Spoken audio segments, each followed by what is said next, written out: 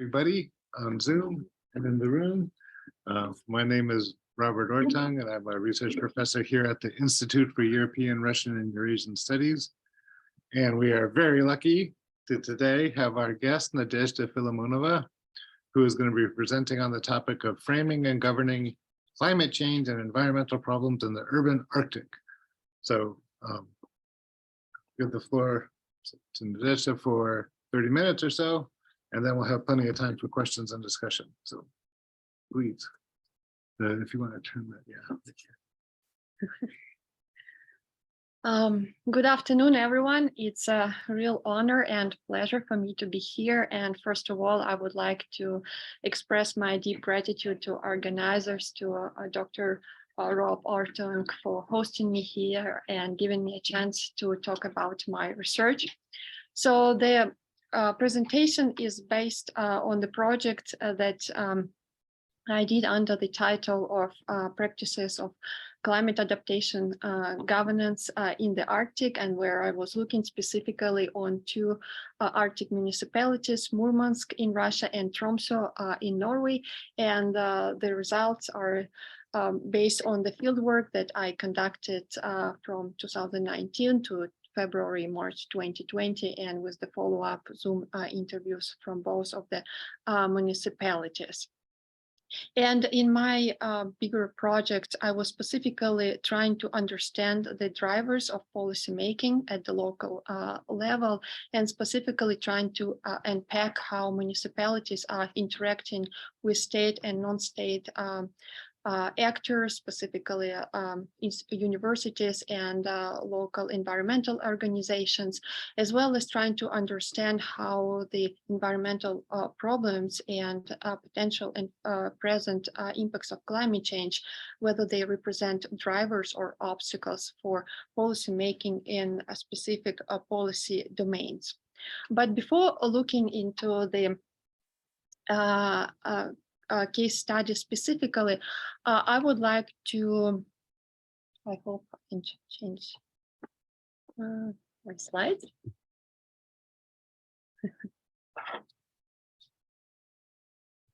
It was working, sorry. Okay. Great. I would like to zoom out and talk a little bit briefly about the overall climate change governance in the Arctic. And indeed, probably some of you read or heard about the changes that are occurring in the Arctic, and according to current scientific estimates, the pace of climate change that occurs in the Arctic is 4 times faster than the rest of the globe. And this tremendous, this rapid pace of climate change indeed create the significant challenges for the climate change governance in the Arctic. And just to talk briefly, in general, the present structure of climate change governance in the Arctic represents some sort of a mosaic of actors and legal instruments across different levels of governance, including global, subnational, and national. However, one of the challenges is that some of the weakness of some of the actors, including, for instance, regional institutions, in terms of ensuring accountability of the legally binding decisions and agreements and recommendations. And this last point leads to the question about what is the most effective level or set of actors to address potential environmental and climate change problems in the region. And a bulk of scholars talk about the role of the Arctic states to set an example and lead climate change governance, whether other scholars talk about the importance of other levels of governance, including a regional level of governance and local level of governance, and importance of indigenous communities.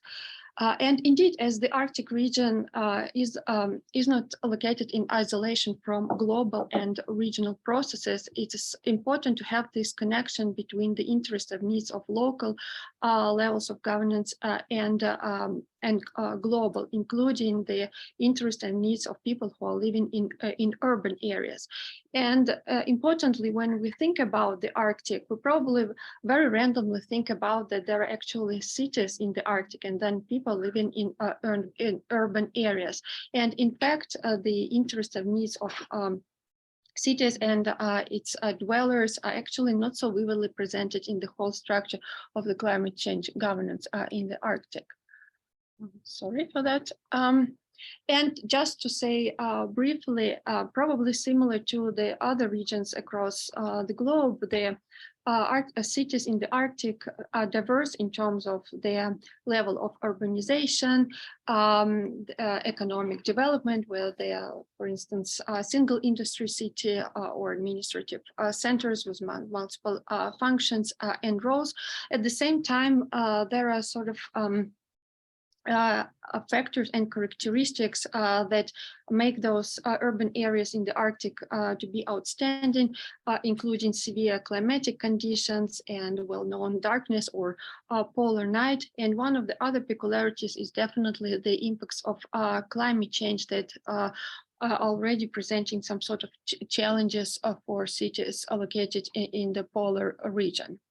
And importantly to note that the impacts of climate change on cities across the Arctic are diverse due to the differences in geographical locations of those urban areas. However, if to sort of make some generalization, one can identify negative or positive impacts or sort of impacts on infrastructure or urban dwellers. And to talk about the few, for instance, one of the significant impacts is that is shown in the undermining of urban infrastructure, including communication systems.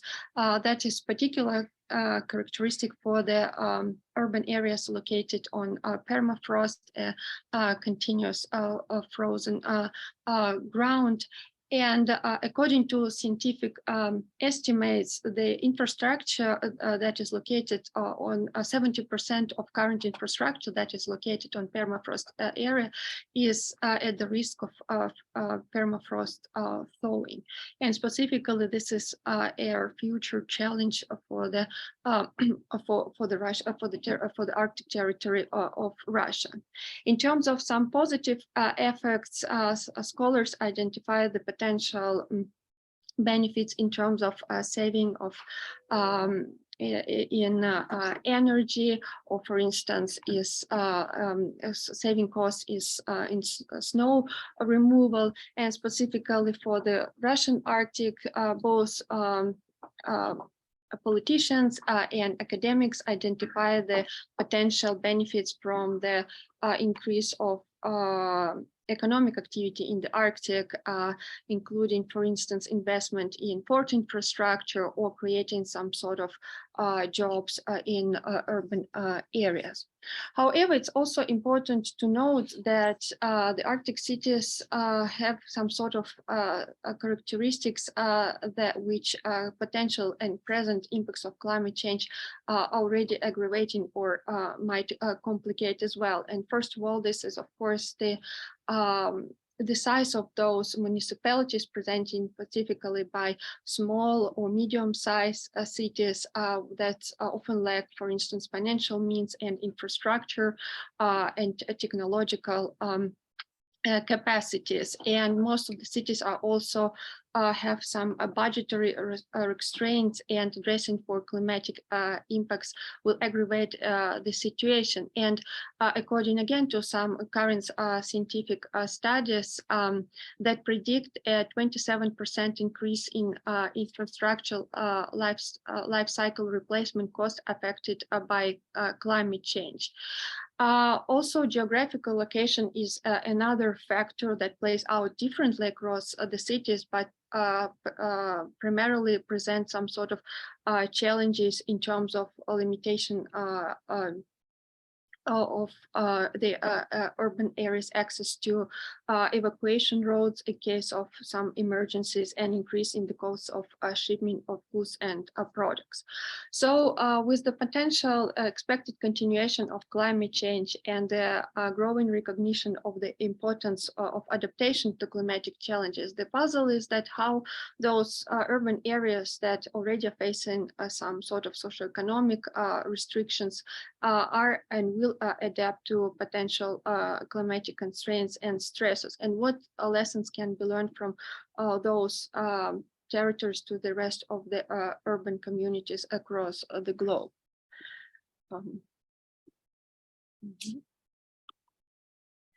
And in my study specifically, I look at two municipalities that sort of show similarities in terms of the importance of their for the national security of their respective governance, but also some sort of having the geographical location as challenging in terms of the potential impacts of climate change. And just to say briefly, the geographical location of the municipality of Tromsø and Murmansk is important in terms of national security, as their proximity to the naval bases, as well as for economic development in terms of shipping, especially for the northern Norway, or in terms of Murmansk as a hub for the development of northern sea route across the Russian coastline of the Arctic zone.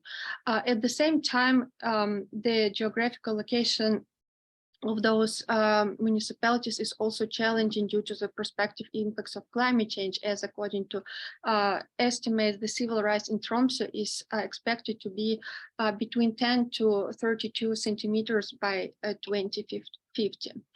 Another important characteristics of those municipalities to look at is the differences in terms of formalization of the status of their climate change policies and actions.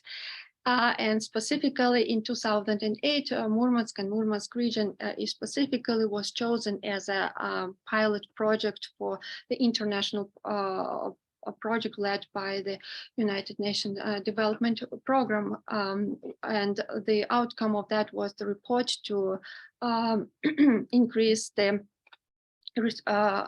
functioning and responsibilities of both regional and local levels in terms of climate related actions. However, since then, nothing progress has been done. And unlike Murmansk, in Tromsø in 2018 revised its environment, climate and energy plan. They set up some sort of mitigation and adaptation actions to put in place. And I thought that it would be really interesting to compare those municipalities, as they kind of present some sort of vivid examples of the current situation with the urban climate change governments, as despite of the impacts of climate change in some areas across the world, municipalities are still lacking some sort of actions and official policy documents. However, before going to the question of sort of governance, I would like to tell you briefly about some sort of research outcomes on how cities actually view climate change, and whether climate change represents some sort of a challenge or benefits. As we think, I think there is so much written in literature, and we hear so many official statements at the national level, but kind of curious to know what actually local officials think about climate change. And here are the two examples. So it wasn't kind of a great surprise to see, to learn that in Murmansk, the topic of climate change wasn't so really present in the local discourse, unlike Tromsø. However, I found some sort of, despite of that fact, I found some sort of similarities, and that kind of unite both municipalities in those discourses. And just to say briefly, Tromsø primarily talk about climate change as a local issue and placing its location in the Arctic as vulnerability in terms of of potential impacts of climate change on infrastructure and dwellers. And this is kind of discourse that resembles the discourse at the national level, specifically in the recently approved Norwegian strategy at the national level. So there's sort of continuity between the discourses at the local and national level. In Murmansk, there is also some sort of discourse about vulnerability, but this is not connected to climate change per se, but in terms of physical characteristics, particularly, for instance, remoteness of geographical location or polar night, that is emphasized as one of the challenge to attract investment into the city. Going specifically into economic issues, it was interesting to see some sort of differences, as in Tromsø, there was an emphasis on the addressing climate change as a way to sort of bring sustainability into a sustainable development into the municipality. That was sort of kind of disconnected of the general discourses about specifically, as I said, in the Russian case, in terms of energy production or shipping in the Arctic. And here there was the emphasis of introducing, for instance, green energy. In Murmansk, the discourse was also in terms of addressing some sort of weather or climatic challenges in connection to the urban development, but there was more kind of specifically to create more livable conditions. And for instance, the emphasis was to how to deal better with the snow removal. What was interesting to see that both cities brand themselves as the Arctic capitals, and here they turn the narrative of their location into the positive one, or having kind of been an adventure or an advantage to be located in the Arctic. Both cities emphasize this as a way to attract investment and creating new jobs. That is not so kind of surprising from the general discourse about cities applying their geographical location to attract investment or more attention from the national government. But at the same time, in Tromsø, it was also interesting to see how that narrative the municipality is using as to place itself as a leader in terms of environmental policies, both for the county as a leader in terms of for the other municipalities in the county and regionally as well. And that's its narrative was also kind of supported by being the host of the Arctic Council intergovernmental organ, one of the leading intergovernmental organization in the Arctic, although now kind of functionally not in the fully. And one of the kind of joint features of the of topics was that climate change wasn't seen in both municipalities as an urgent threat to the local infrastructure or the dwellers. Although again, Tromsø recognizing climate change as a global challenge, but for now not seen as an immediate threat, and therefore kind of justifying having more emphasis on mitigation rather than adaptation policies. Coming to the question of governance, in my research, I specifically look at municipal solid waste governance in both municipalities, and specifically I looked at two different policies initiated both in Murmansk and Tromsø. Their policies are different since both municipalities are in different stages of their activities in terms of reduction and handling waste, but to say, but at the same time, those policies have some sort of one of their common goals to reduce both waste and use of plastic. And to say briefly, Tromsø as a plastic free city initiative was launched in 2018 by the former mayor. And the official document was adopted in 2019 and as you see, had some sort of policy directions and goals. Murmansk policy was initiated in 2008 and the final stage came out in 2019 with the construction of a new landfill and a waste segregation plant in starting operating in 2020. And those two cases are sort of interesting because they represent some sort of a failure in terms of involvement of municipality in policy development, as a success case in terms of Tromsø, and sort of a failure case in terms of Murmansk, since despite the initiation by the municipality, the functions in terms of the policy implementation and development was taking the lead by the regional government. And just to summarize briefly some of the findings in terms of kind of interactions with different stakeholders along the process of policy development in the two cases. So I found some sort of similarities and differences. So if to say briefly about state-city relations, they were predominantly seen in terms of diffusion of national regulation. And in both cases, national governments became as regulators for policy development and launch and implementation. However, they played out sort of differently. As in the Tromsø case, the national government was sort of acting as an enabling actor, providing some sort of recommendations for the municipality. In the Murmansk case, it sort of played a role in terms of top-down approach and actually creating some sort of conflict, as I said just a second ago, some sort of creating a mismatch in functionalities and resulting that municipality became some sort of a role as a consultant, but rather not leading the process of the policy development.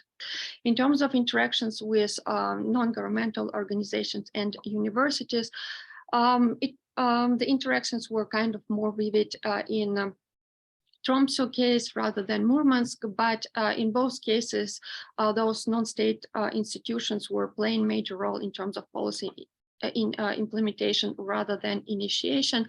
And one of the commonalities for the obstacles was actually the size of those non-governmental organizations, and primarily NGOs in terms of their human capacity and financial capacities to choose what kind of policy areas to be more involved and active.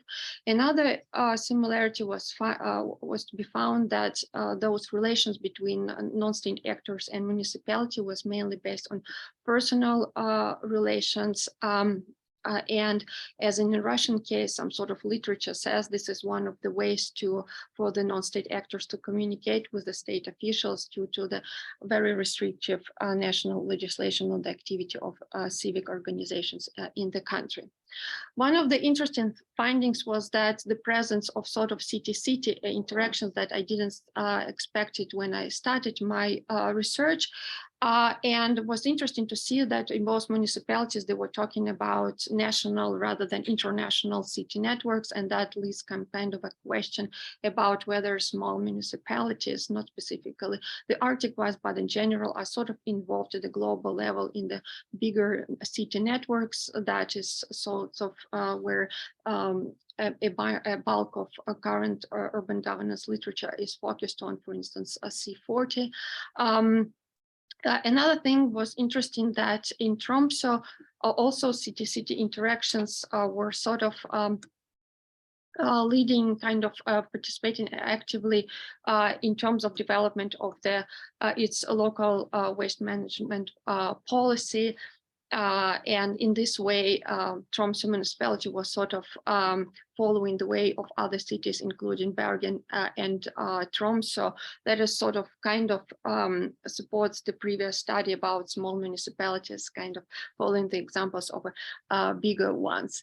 And the final factor that I found, and was actually the main driver for the two policies launch, was the presence of both kind of environmental issues that were kind of recognized by both local officials as an important one and supported for policy launch in both cases, but as I mentioned previously, in terms of because of the legal mismatch with in function responsibility in between regional and local government in Murmansk, the leading role in policy development was taken by the regional government.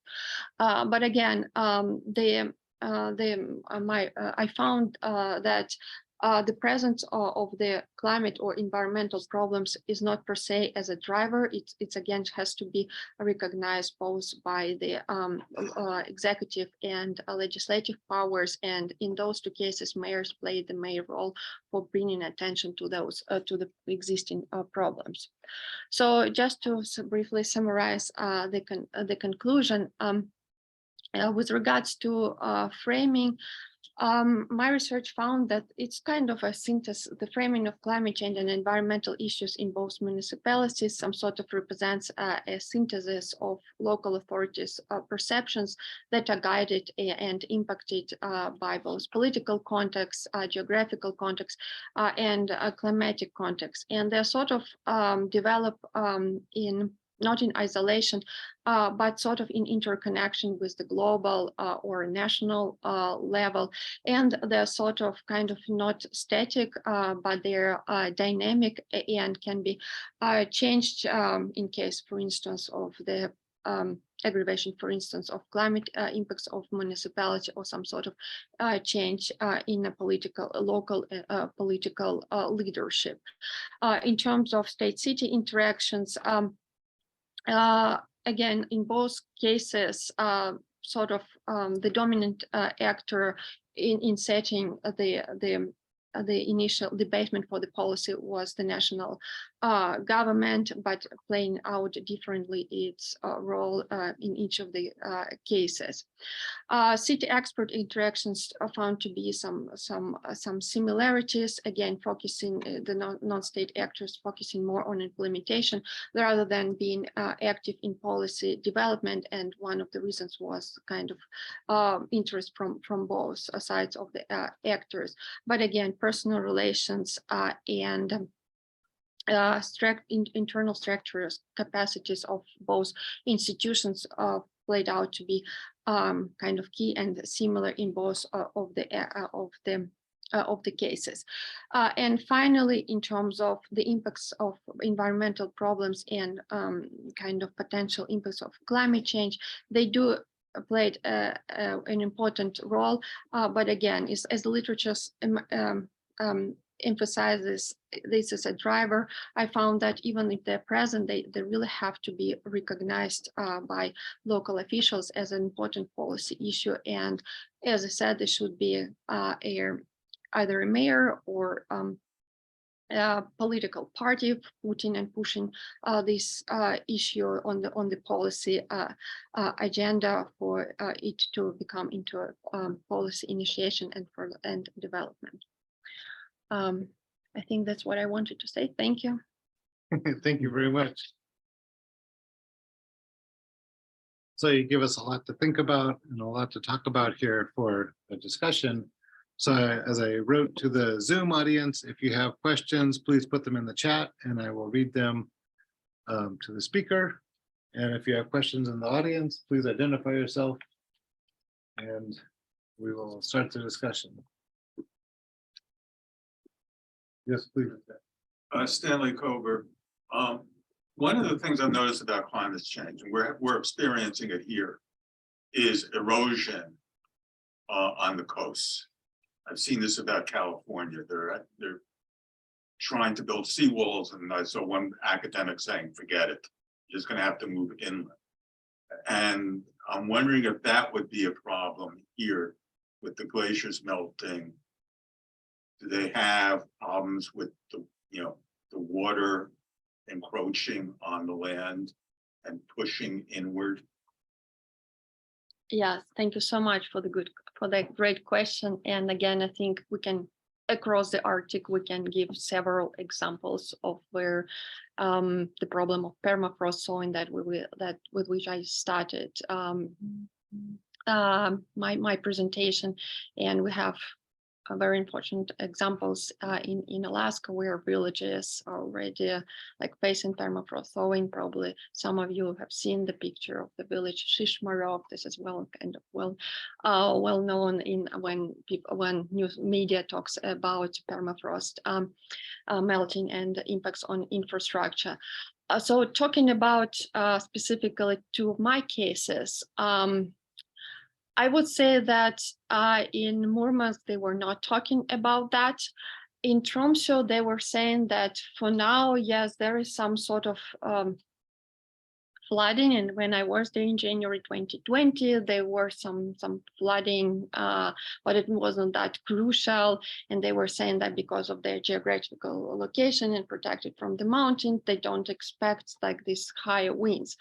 But what they, when I talked to some of the municipal officials from different departments, they were saying that they kind of discussing some sort of project, a research project, just a research project together with some municipalities from Europe, and in cooperation with the University of Arctic Norway, UIT, Tromsø, just to do research about the potential of building a wall. But I don't think, that would be that will be like done in soon. So I haven't heard about. I mean, I heard some sort of research projects, but what they were more sort of afraid is in terms of the increase of precipitation and the capacity of the pipelines to hold both the sewage water and the rainfall water. And therefore the municipality, and specifically the water and sewage department, they were developing and actually adopted, I think it was last year, a plan how to deal with that. So they're more concerned with precipitation. Yeah, just on that point, we were looking at sea level rise and how it might affect Russia. And obviously St. Petersburg, which is sort of close, not right next door, but near these cities, they built a dam over the last couple of decades to protect themselves. And it's not clear that that dam will be enough as, you know, the storms get stronger and there's more push of water into the city from the Bay of Finland. So that's an interesting example too to think about. So they've definitely been worried about this problem for a long time in Petersburg, but who knows? And then the dam is, of course, very controversial. It's caused a lot of problems, and it has a lot of environmental impacts as well. But I guess St. Petersburg, well, this is historically right with flooding, and then I don't think that the government that was there when they were building, they were thinking about potential climate changes just to reduce the burning problem for flooding. Right. But St. Petersburg, I guess, was working on some sort of adaptation initiatives. I don't know exactly, but one of the cities I was thinking about. So the other questions? I have more methodological question. My name is Diana. I'm a graduate student from geography faculty, and I'm curious when you talk about comparing different kinds of like local issues, global and economic issues, and you talk that municipalities think like that, or their opinion is like that. What kind of sources and documents to use? Is it just something that was published, or it's also maybe something they publish in media, or with what they go on TV? No, thank you for the great question. I try to skip all the methodological and theoretical things. As I said, I conducted interviews both in Tromsø and Murmansk. So the primary source for that was my interviews with the local officials, and also I tried to triangulate and talk to non-governmental organizations and also regional officials and representatives of academics in two municipalities. And then I was also reading, as I mentioned, Tromsø revised its adopted version of its climate, environment, and energy plan, when it talks a lot about climate change and perception of climate change. in Murmansk, that was sort of tricky because they mainly talk about the environmental issues as one of the main responsibilities of municipalities in Russia in general is environmental protection. And I think it was in 2020 where Russia, the national level, adopted its adaptation plan, and then there is no municipalities function there at all, and only the regional responsibility to create an adaptation plan at the regional level. And then when I talked to some representatives of regional officials in Murmansk, they were saying that it's actually the responsibility of a federal service for environmental and hydrometeorological so Federal Service for Environmental and Hydrometeorological Monitoring Activity, because there is a subdivision in Murmansk to think about that. So Yes. I think you need to talk about civic participation, and whether or not, for example, in Tromsø, I'm enthusiastic about this plastic program. And to what extent is, I mean, obviously the voting for these officials, but to what extent is kind of the public's yeah, thank you for the great question. Unfortunately, I didn't look at the how people or urban dwellers participate in that, but I would say that because this plastic-free city program, I mean, it's very ambitious to have a city as a plastic-free, and people who I was talking, different people who I was talking in Tromsø, they were saying yeah, it's a good logo, but probably it's kind of unrealistic. But the good thing is that this this initiative or this the policy comprises of different initiatives, and one of them, for instance, includes the initiative for cleaning the coastal line of the municipality, and there are different volunteering activities that has been already going on, and there was one set up, I think, if I'm not mistaken, in 23, and one of the heads of this program was actually the one who was responsible for writing the plastic-free city initiative. So I guess there's already participation of the people from different sides. But again, it's kind of very big and it's complex. And I would, as some of the people were saying, in terms of implementation, that would be tricky because local politicians were sort of very ambitious in setting some sort of the goals that probably has to be discussed. It also counts when it comes to implementation by the city administration. Yeah, we had the same thing here at GW because our board of trustees adopted a single-use plastic use policy on campus. But if you go to our meetings, you'll realize that people are using single-use plastics all the time. So it's very hard to get those,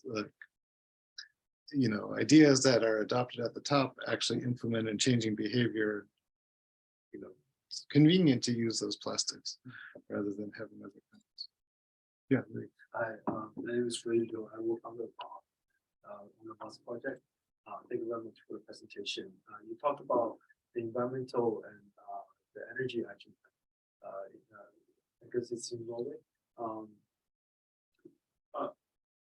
Like during your interview process, have you encountered like local attitude about like energy development, because Norway and Russia, they're both pretty big fossil fuel producer with climate change and the market of permafrost, the oil drills and the gas drills, they will have like last days of frozen increased production. Are there in this like attitude towards the increased economic activity and investment opportunities? Are there like a fossil fuel energy components in it, and like what kind of actions is Norway taking either to promote fossil fuel or decrease fossil fuel? I think most of the fossil fuel that they extract is for export, not for internal use. And of course, there are very different opinions about within different groups in Tromsø. And for instance, I guess a young population is more against of energy production in the north. I think one of the inspiration was Greta Thunberg and her position on how the planet should be developed. And then there were some youth demonstrations in Tromsø, and municipality organized some meetings with the local politicians to talk with the youth, to hear them. But it's very tricky question, because it also brings profit, and it also brings job. And I think Norway is kind of not sort of in that unique, because the tricky question of energy development, probably Bob knows more about Alaska. This is kind of complex. And but no, Norway is tricky, because positioning itself as a green country and also extracting energy like oil and gas puts them in a way is in the position of Russia, that is also like so interested in terms of energy development in the Arctic. Yeah, sort of follow up on that question. I was wondering, why do you think there was an adoption of a energy plan in Tromsø but not one in Murmansk? Like, what was, even if it's sort of hypocritical in a way that Norway is relying on its fossil fuel energy exports for a big source of income, but nevertheless you still get this environmental plan adopted in a Norwegian city but not in the Russian city? Well, the reason why it was adopted, and actually it was, I think first it was adopted in 2005, and then it's in 2015, and it was based on the legislation from the national governments for all the municipalities in Norway to have those kinds of documents. But then the municipality was saying that the current version is more stronger in terms of setting climatic goals, for instance, reduction of CO2 emissions by, if I'm not mistaken, 85% by 2030. And one of the reasons they were saying that they have this kind of stronger now version of the plan is because they now have a Green Party in terms of the ruling coalition. So that was kind of the explanation for that. And in Murmansk, I think one of the reasons is, as I said, it's not in the municipal responsibilities. If you look at national legislation, federal legislation of what municipal responsibilities are, they're mainly focusing on environmental protection, and nothing has been in the climate strategy that was adopted in Russia in 2008, and then in follow up the implementation plan, I think it was in 2012. Municipalities' responsibilities were sort of mentioned as recommendations for them to take into account some sort of climatic impact. But if you look at the plan, that adaptation plan, the recent one, there was no responsibilities for municipalities. So I guess if they are functioning, but it's in terms of like even in terms of the umbrella of environmental, addressing environmental issues. Mm-hmm. So it's more like driven by the national government. Yeah. In Norway, the same, but it's more responsibility, like adaptation policies is the responsibility of municipalities. And then the regional and national government, they do provide some regulatory and monitoring role, but the initiation from municipality.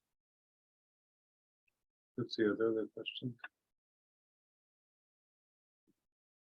I do have some from online. I don't see any. If there's any online questions, you can go ahead and put them in the chat. But of course, I have a million questions. So, oh yes, please go ahead. But your questions, I'm sure, are much more interesting than mine. I don't know about that. It's just a bit of a side note question. I'm very curious. My name is Michelle. I'm from Georgetown University, and I'm very interested specifically in socioeconomic development in Murmansk in the age of climate change. So this is, Well, that's a very specific topic. yes, it is. But I was really wondering, when you interviewed folks, what the main source of climate change knowledge or environmental change knowledge was for local governments and NGOs, all of them. If it's like scientific projections and by whom, or real lived effects or something.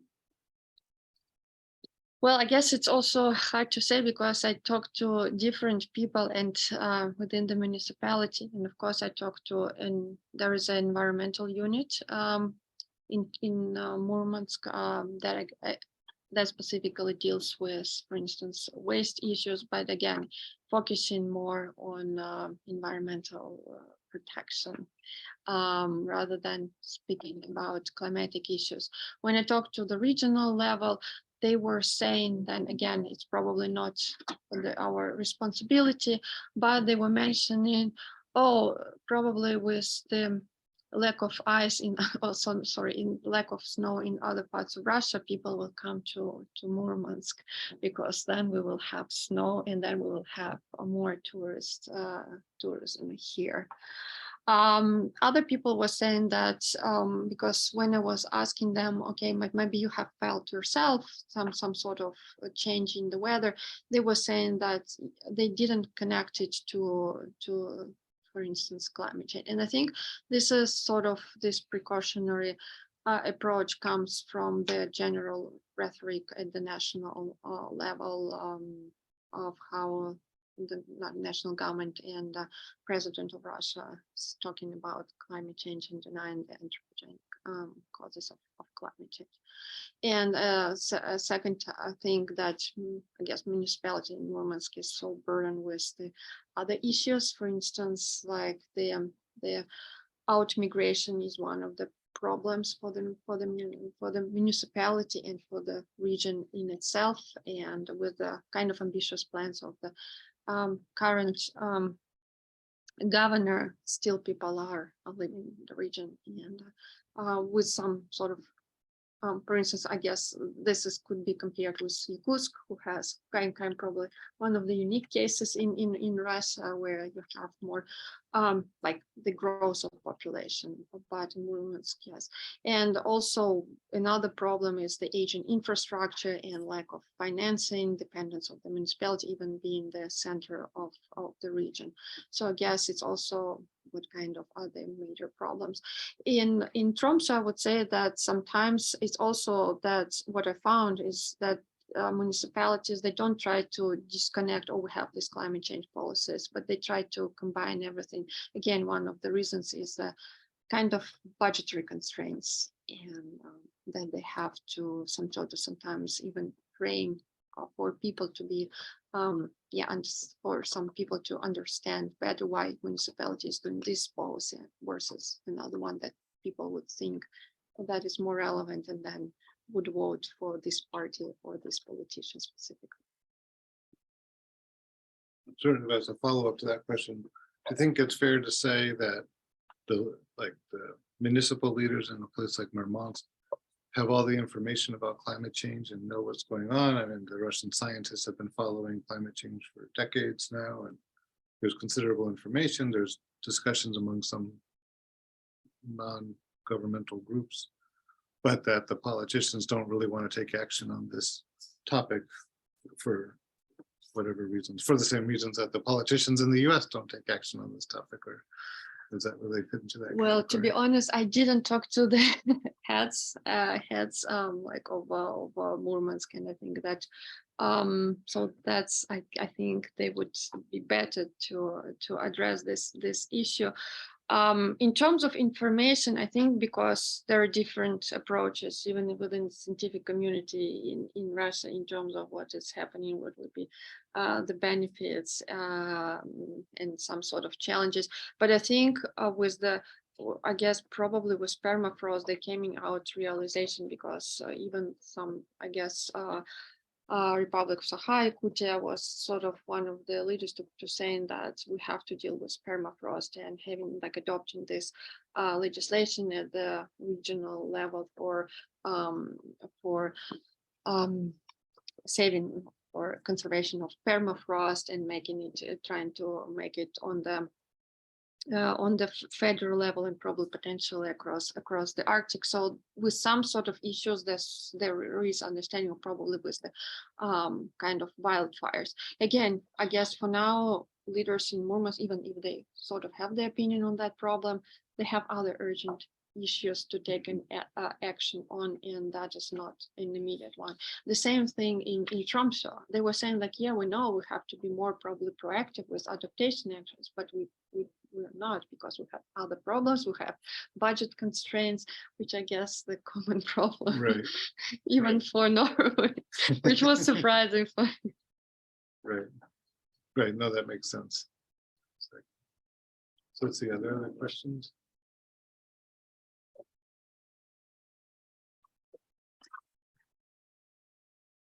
I did want to ask, what is the role of the international networks? It seemed like those were really supporting like groups like C40 and other international groups of cities. It seemed like that had a big impact in Norway, but not so much in Russia. No, yeah, I mean, what I found is that the opposite is that there were some sort of support from both municipalities were sort of active in local or national networks, and especially like in the case of Tromsø, the connection with the Bergen and Oslo was sort of helpful for the municipality to develop its plan, but nothing was said about this transnational city networks, and I was surprised because, or if you look at the current urban climate governance literature, it talks a lot about the role of transnational city networks in climate change governance. And I mean, still the efficiency is a question of how the participation in those networks sort of impacts local policy making, in terms of not just that leaders or representatives of city administration come together and share their knowledge or expertise or gets probably some sort of joint fundings, but that's how then being a member of that network actually influences in a positive way their policy making. This is a question, but again, it's, if you look at the structure of them, they represent kind of largest, or sometimes, and this is one of the critiques, or most successful cities in terms of addressing climate change, and those ones who are lacking some sort of funding to participate. This is a question, and that was also one of the issues in some sort of for municipalities to participate in various networks, because they were saying like, we are not having money for that, right, to send our representative to participate in sometimes even regional networks. So even if we want, even if it's so important, they're more like both in Murmansk and Tromsø, they were saying like sharing of knowledge is so important, because we want to know what other municipalities are doing in, for instance, in waste management. But for some reason, yeah, there is some sort of obstacles, even in terms of the financial to go. So that actually might be. Did you, no, I just wanted to clarify that there is this Arctic Frontiers conference. Maybe they just expect everybody to come to Tromsø.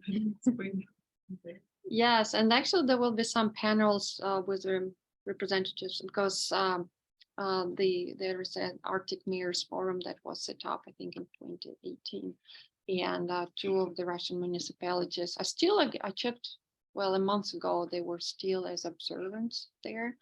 I don't know I guess there is no cooperation now, since most of the municipalities in Scandinavia stopped their city-to-city relations with Russian municipalities.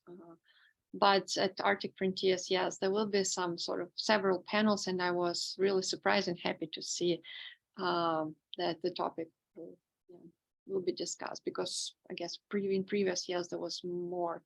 I don't think there were kind of presentations on cities, or very few, but not just panels.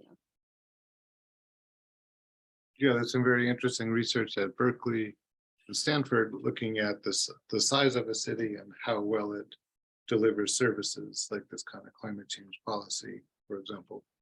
And it does seem like, according to that analysis, the small and medium-sized cities are much better at delivering services than bigger cities, because it's a smaller group of people who are doing the service delivery, and it's easier for the population to force them to do something, because it's like a smaller group. But obviously there's fewer resources, so that might be interesting to fill in that gap in the international connections because of those cities. So that might be a place to direct resources so that those small and medium-sized cities can interact with each other and learn from each other, whereas the big cities obviously have the resources to do that anyway.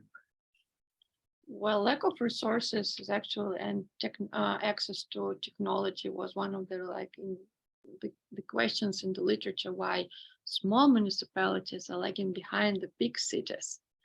But then when I talk to some scholars who look at bigger cities, they say like they also lack the same. We have the same problems. Everybody needs more resources. But when I talk to people in Tromsø and Murmansk, another thing that they were mentioning is that they were saying that we're kind of forgotten by national governments, that if we have the similar problems but located, for instance, in the southern parts of the countries, the questions will be solved faster. So could be also geographical location. Right, that seems to be a common theme, because we were in Sweden and that's what everybody in northern Sweden was saying, like Stockholm doesn't even think about us, those arrogant, people down there just forget about the north. Sure. But yes, I mean, what happened in Alaska, how many people follow? That's what's happened Right. in September, and now you are interested, I guess, here in Washington. Right, the people in Alaska certainly have. Well, yes, they critical absolutely, attitudes. yes, absolutely. So Let's see, if there's no more questions, I think we've kind of run to the end of our hour. So thank you very much for a great presentation. Please join me in thanking. I'm sure if there's questions people would like to